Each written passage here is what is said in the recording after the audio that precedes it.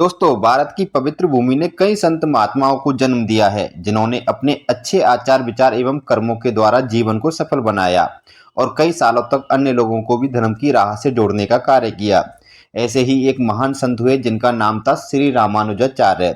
जिस प्रकार 8वीं शताब्दी में शंकराचार्य ने धर्म के क्षेत्र में एक क्रांति को जन्म दिया था, उसी प्रकार 12वीं शताब्दी में श्री रामानुज ने धार्मिक क्षेत्र में एक नई परिवर्तन को उपस्थित किया था। आज की इस वीडियो में इन्हीं संत ऐसे ही महान संत श्री रामानुजाचार्य के जीवन परिचय के बारे में पढ़ेंगे, जिनकी हाल ही में स्टैचू ऑफ इक्वलिटी के नाम से मूर्ति बनाई गई है, जो विश्व की दूसरी सबसे ऊंची मूर्ति है, जो बैठी हुई अवस्था में है। तो बात करते हैं संत रामानुजाचार्य के जीवन परिचय के बारे में। सबसे पहले हम जानते हैं संत रामानुजाचार्य के जन्म के बारे में। इनका जन्म तमिलनाडु के पेराम्बदूर में हुआ था, जो कहीं कहीं जगह आपको तिरुपति में भी मिलेगा। इनका जन्म पेराम्बदूर में हुआ था 1017 ईस्वी में। इस बात को अच्छे से नोट कर लेना है, तमिलनाडु में। इनके पिता का नाम केशव भट्ट था, जो द्रविड़ ब्राह्मण थे, और इनकी माता का नाम था कांतिमती। इनकी मृत्यु 1137 ईस्वी में हुई थी, श्रीरंगम में। ये भी स्थान तमिलनाडु में पड़ता है। ये तो जीवन की इनकी जन्म और मृत्यु की बात है। जो माता पिता के नामों के बारे में बात हो गई, इनसे जुड़ी बहुत सारी बातें आज की इस वीडियो में हम डिस्कस करेंगे। फिर बात करते हैं नेक्स्ट अगले पॉइंट में इनके गुरु के नाम के बारे में। तो इनके जो मुख्य गुरु थे, उनका नाम था आलवंदार यमुनाचार्य, जिनको यमुना मुनि के नाम से भी जाना जाता था। यानी कई कई जगह आपको यमुना मुनि भी मिलेगा, लेकिन इनको यमुना मुनि के साथ साथ यमुनाचार्य के नाम से भी जाना जाता था। इनका पूरा नाम आलवंदार यमुना मुनि या यमुनाचार्य था। पॉइंट क्लियर हो गए। अब इनके गुरु कई सारे थे, यानी सभी गुरुओं के बारे में आपको स्टेप बाय स्टेप समझा देता हूं कि कई जगह यादव प्रकाश, कई जगह पेरिया नाम भी, कई जगह आपको अलवंदार, कई जगह यमुनाचार्य। वो सब स्टेप बाय स्टेप कैसे बने थे। अगर मुख्य गुरु की बात करें तो मुख्य रूप से जो उनके गुरु थे वो आलवंदार यमुनाचार्य थे। देखिए, ये शंकराचार्य के अनुयायी तथा कांजीवरम यानी कांची के निवासी यादव प्रकाश के प्रथम शिष्य थे। सबसे पहली बात याद रखना कि एक शंकराचार्य के अनुयायी थे यादव प्रकाश, और ये कांजीवरम के निवासी थे। इनके जो प्रथम शिष्य थे वो कौन थे? अपने रामानुजाचार्य थे, संत रामानुजाचार्य। ठीक है। और संत रामानुजाचार्य ने इनसे ही वेदों का अध्ययन किया, और संत रामानुजाचार्य की बुद्धि इतनी कुशाग्र थी कि अपने गुरु की व्याख्या में भी दोष निकाल दिया करते थे। फलतः इनके गुरु ने इन पर प्रसन्न होने की बजाय ईर्ष्यालु होकर अपने चचेरे भाई, यानी जो रामानुजाचार्य के चचेरे भाई थे गोविंद भट्ट, उनके साथ में इनकी हत्या की योजना बना डाली। किंतु भगवान की कृपा से एक व्याध और उसकी पत्नी ने इनके प्राणों की रक्षा की। बात समझ में आ गई। सबसे पहले जो रामानुजाचार्य थे, उनके जो गुरु थे, उनका नाम था यादव प्रकाश, जिनसे उन्होंने वेदों की शिक्षा ली थी। लेकिन अपनी कुशाग्र बुद्धि के चलते अपने गुरु की व्याख्या में दोष निकालते थे। इस वजह से यादव प्रकाश इनसे प्रसन्न होने के बजाय ईर्ष्या से ग्रसित हो गए, और उनके ही चचेरे भाई यानी गोविंद भट्ट के साथ मिलकर इनकी मृत्यु की योजना बना डाली थी। लेकिन वो इस योजना उनकी असफल रही और ये बच गए थे। ठीक है। फिर उसके बाद में क्या होता है कि बाद में यमुना मुनि ने उन्हें आमंत्रित किया, यानी यमुनाचार्य थे जिन्होंने इनको और आगे की शिक्षा दी थी। उन्होंने रामानुज को आमंत्रित किया श्रीरंगम में, और वहीं श्रीरंगम में उनको क्या दी थी? शिक्षा दी थी। और ज्ञान प्राप्त कर लेने के पश्चात उन्होंने अपने संदेश जनता तक पहुंचाने का निश्चय किया। बाद में यमुना मुनि के प्रधान शिष्य पेरियान नाम्बी से विधि पूर्वक इन्होंने वैष्णव दीक्षा ली, और कुछ समय बाद गृहस्थ जीवन का त्याग कर श्रीरंगम में यतिराज नामक सन्यासी से सन्यास धर्म की दीक्षा लेकर सन्यासी हो गए। अब यहाँ पे आपको देखो 4 नाम मिले। सबसे पहला नाम मिला आपको यादव प्रकाश का, जो उनके प्रथम गुरु थे। उनके जो मुख्य रूप से जो मेन गुरु थे वो कौन थे? यमुना मुनि थे। ठीक है।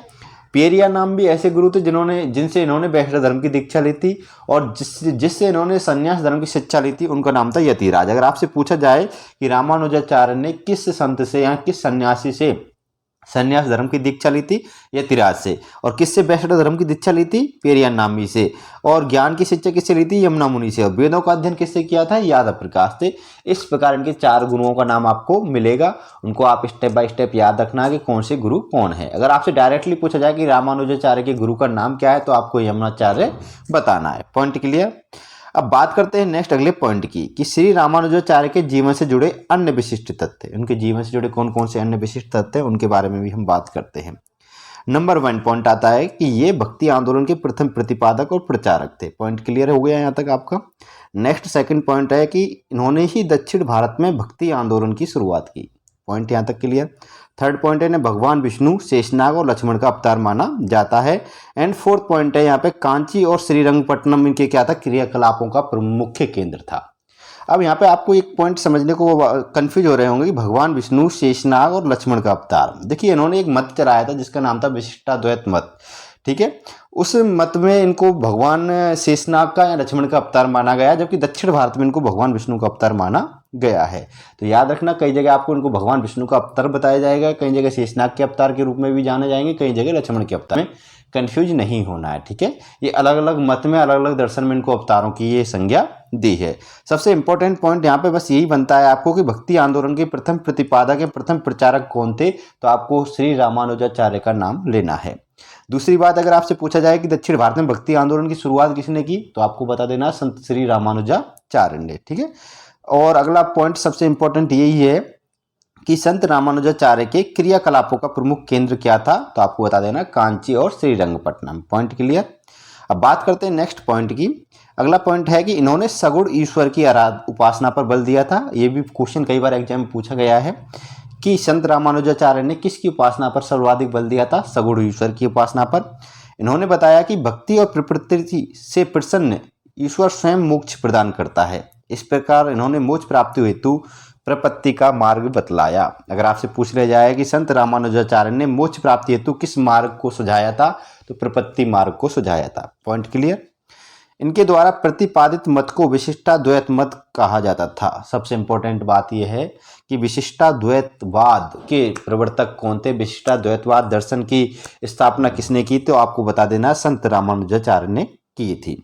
अब इस विशिष्टाद्वैत का मतलब क्या होता है, अर्थ क्या होता है, तो हम आपको बता दें कि ब्रह्म अर्थात ईश्वर अद्वैत होते हुए भी जीव तथा जगत की शक्तियों द्वारा विशिष्ट हैं, उस चीज को हम क्या कहते हैं, विशिष्टाद्वैत कहते हैं, ठीक है। पॉइंट क्लियर हो गया होगा यहाँ तक कि अगर आपसे पूछा जाए कि विशिष्टाद्वैत का अर्थ क्या है, तो इसका अर्थ है कि ब्रह्म अर्थात ईश्वर, यानी ब्रह्म ईश्वर को ही कहते हैं कि ईश्वर अद्वैत होते हुए भी जीव तथा जगत की शक्तियों द्वारा क्या है, विशिष्ट है, यही विशिष्टाद्वैत कहलाता है।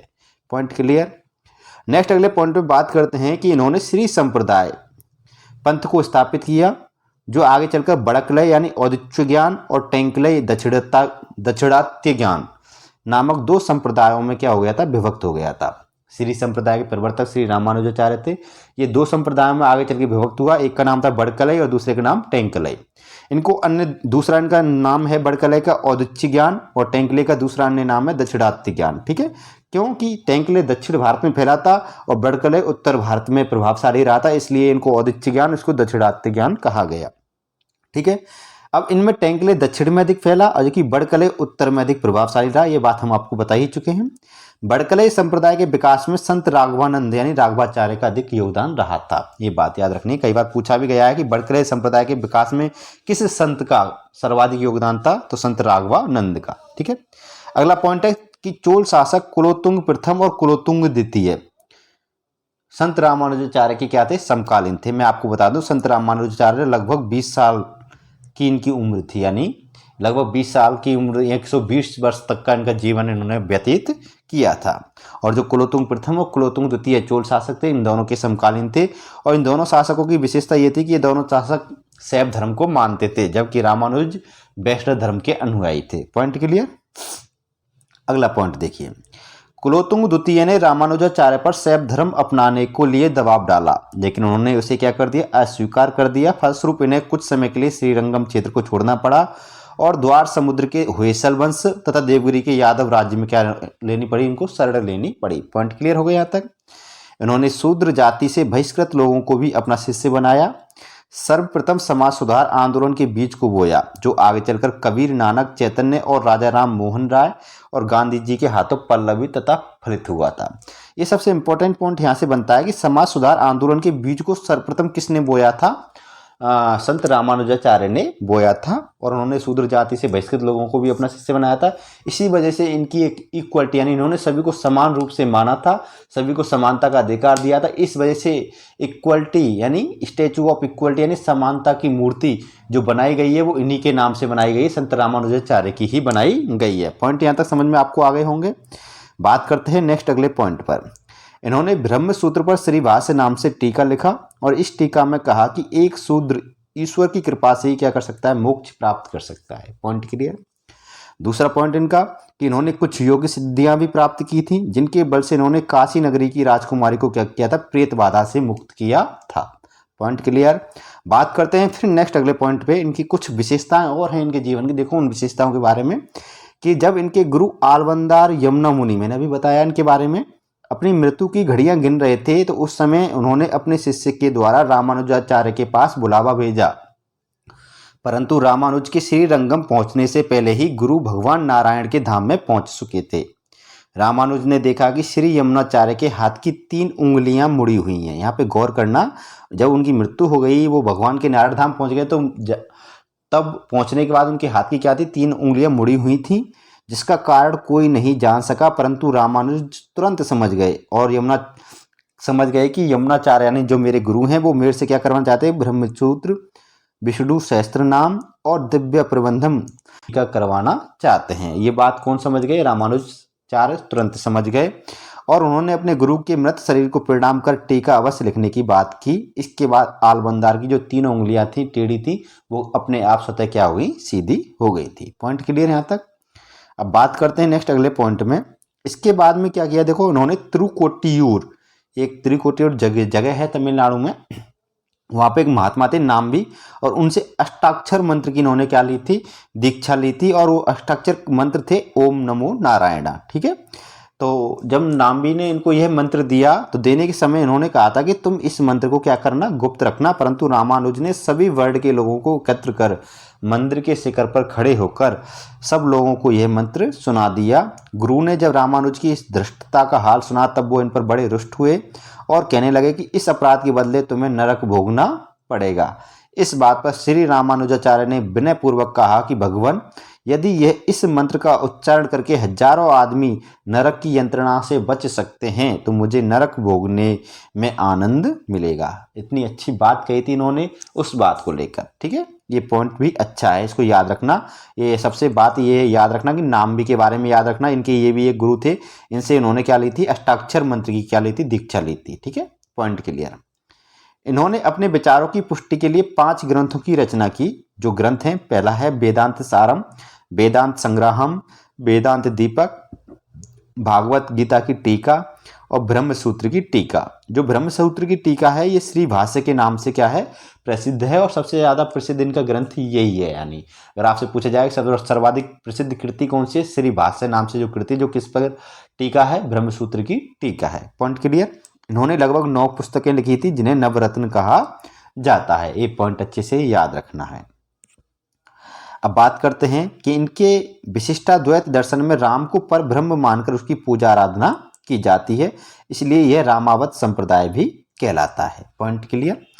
तिरुवरंगतु अमुदनार, ये नाम बहुत अच्छे से याद रख लेना, अच्छा नाम है। तिरुवरंगतु अमुदनार ने रामानुज नूडनदादी नामक भक्ति गीत की रचना की थी, जो आज भी दक्षिण में वैष्णवों का कंठहार बना हुआ है तथा इसे मंदिरों में दैनिक प्रार्थना में गाया जाता है। याद रखना, रामानुज नूडनदादी। ठीक है, ये इसकी रचना किसने की थी, तिरुवरंगतु अमुदनार ने की थी, और ये आज के समय में वैष्णवों का एक प्रसिद्ध कंठहार गीत है, भक्ति गीत है, जिसको आज भी प्रार्थनाओं के रूप में गाते हैं, जो रामानुजाचार्य से संबंधित है। ठीक है, अब बात करते हैं नेक्स्ट अगले पॉइंट पे। अगला पॉइंट है स्टैचू ऑफ इक्वलिटी के बारे में। इन्हीं संत रामानुजाचार्य, जिनके जीवन परिचय के बारे में हमने अभी हाल ही में पढ़ा है, इन्हीं की ही एक मूर्ति बनाई गई है, स्टैचू ऑफ इक्वलिटी, जो हैदराबाद में बनाई गई है, जो विश्व की दूसरी सबसे ऊंची मूर्ति है, जो बैठी हुई अवस्था में है। ठीक है, पॉइंट क्लियर कि यह विश्व की दूसरी सबसे ऊंची बैठी हुई मूर्ति है। ठीक है, ये वाली मूर्ति जो कौन सी, स्टैचू ऑफ इक्वलिटी, समानता की मूर्ति, जो किसकी है, संत रामानुजाचार्य की है, और इसकी अवस्थिति कहाँ पर है, हैदराबाद में है। और इसकी जो ऊंचाई की बात करें तो ये 216 फीट ऊंची है। कितनी है, 216 फीट ये ऊंची मूर्ति है। इस मूर्ति के बारे में 4-5 पॉइंट आपको अच्छे से याद रखने हैं। स्टैचू ऑफ इक्वलिटी के किसकी मूर्ति है, रामानुजाचार्य की है, कहाँ पे है, हैदराबाद में है, और कितनी ऊंची है, 216 फीट ऊंची है। ठीक है, और इसमें लगभग 1000 करोड़ से लेकर 1400 करोड़ के समथिंग लागत से ये मूर्ति बनाई गई है, जो दान के पैसों से बनाई गई, ये भी बात याद रखना है। जब ये विश्व की दूसरी सबसे ऊंची बैठी हुई मूर्ति है, तो अगर आपसे ये भी पूछा जाए कि विश्व की सबसे पहली ऐसी ऊंची मूर्ति कौन है जो बैठी हुई अवस्था में, तो वो थाईलैंड के गौतम बुद्ध की मूर्ति है, जो विश्व की सबसे ऊंची बैठी हुई मूर्ति है थाईलैंड के गौतम बुद्ध की। और दूसरी कौन सी है? स्टैचू ऑफ इक्वलिटी है, जो हैदराबाद राज्य में अवस्थित है। ये थे दोस्तों हमारे स्टैचू ऑफ इक्वलिटी और संत रामानुजाचार्य के जीवन से जुड़े संपूर्ण इंपॉर्टेंट फैक्ट्स, जो आपके लिए बहुत ही उपयोगी साबित होंगे। और मेरे हिसाब से वीडियो आपको अच्छी लगी हो, आई होप, मैं आशा करता हूँ। तो आप मेरी वीडियो को लाइक करें, शेयर करें, एंड आप हमारे चैनल पर नए हो तो चैनल को सब्सक्राइब अवश्य कर लें। फिर मिलेंगे आपसे नेक्स्ट अगली वीडियो में, तब तक के लिए अलविदा।